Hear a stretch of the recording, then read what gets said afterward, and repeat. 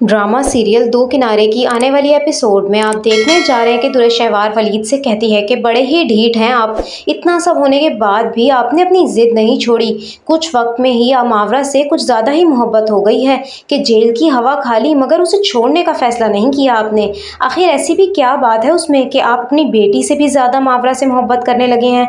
तो ये सुनते साथ ही वलीद कहता है कि मुझे मेरी बेटी से ज़्यादा अजीज़ और कोई भी नहीं है, इसीलिए आज मैं यहाँ तुम्हें यही बताने आया हूँ कि मुझे तुम्हारी शर्त मंजूर है। तुमने मेरे पास अब और कोई रास्ता नहीं छोड़ा, इसीलिए मैं मावरा को तलाक देने के लिए राजी हूँ, मगर मुझसे वादा करो कि उसके बाद तुम दुआ को मुझे दे दोगी और फिर मेरी और दुआ की ज़िंदगी से निकल जाओगी।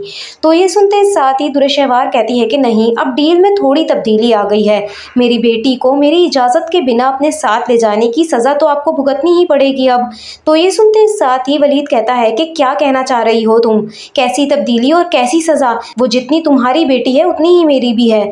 तो ये सुनते साथ ही दुर्रा शहवार कहती है कि अब डील इस तरह है कि आप मावरा को तलाक देंगे और मैं शहीर को, और फिर आपको मुझसे हलाला करना होगा, मुझसे फिर से निकाह करना होगा।